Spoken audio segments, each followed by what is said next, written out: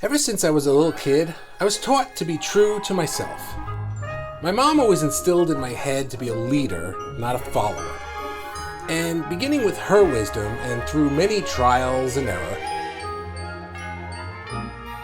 I learned that when I was being my authentic self, that was when I attracted the best people into my life. Real friends around whom I could continue to be myself. But like any other kid, there were always people that you wanted to impress or act differently around to get their attention or approval.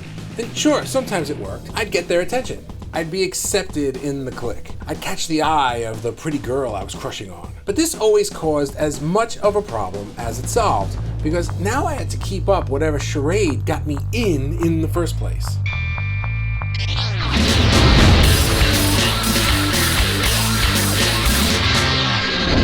How many of us have changed like chameleons to win someone else's approval, only to feel it's just too difficult to continue doing whatever it was we did to win it? How many times have you eventually opened up to reveal your true self in any kind of relationship, only to be stomped on because your true self didn't live up to the expectations your acting job sold on your behalf? Surely it would be much easier to just be yourself all the time, to be true to whoever you are inside and just naturally surround yourself with people who admire and share those qualities, to be authentic and allow the universe to sort out who plays what part in your life. But as we all remember, high school doesn't ever seem to work out that way, despite my mom's hopes for me.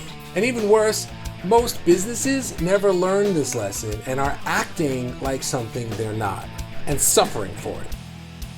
Luckily, by the time we become adults, most of us drop that need to pretend to be something we're not, just to be more readily accepted by whatever social groups surround us. Well, some of us do at least. But lately, I've been wondering why we, as entrepreneurs, are taught almost the opposite when starting a business. In the last several years, there's been a great deal of talk about following your passion in your business. Certainly, I'm a big proponent of this, but realists will point out that just because you have a passion for something doesn't mean it's marketable. And whenever you're starting a business, and especially if you plan to seek funding from investors, you're going to need a solid business plan that outlines a need you found in some market and how you plan to fulfill that need with your product or service. That's the traditional way, the very well established and accepted way of starting just about any business. I want to start a business. I figured out that this particular demographic over here has what appears to be a need for a particular solution.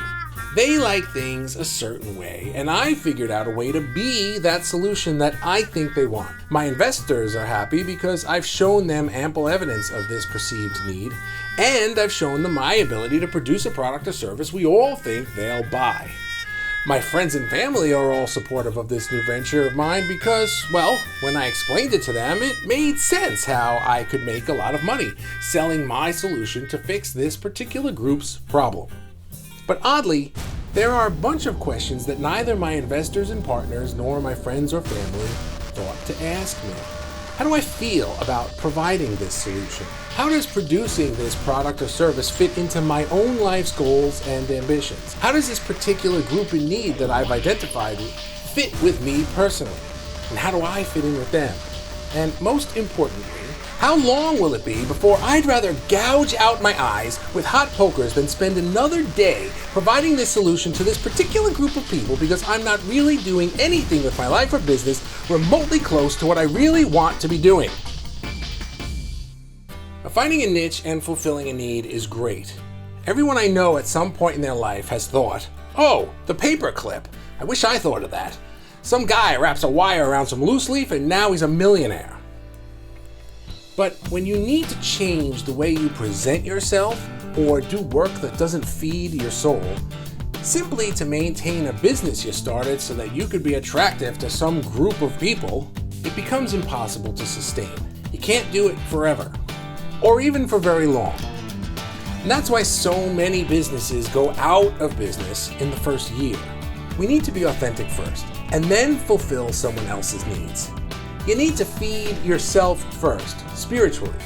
Then do the action work to solve others' problems. You need to make sure you are fulfilled and uplifted first, or you will never maintain any strength to fulfill or uplift another.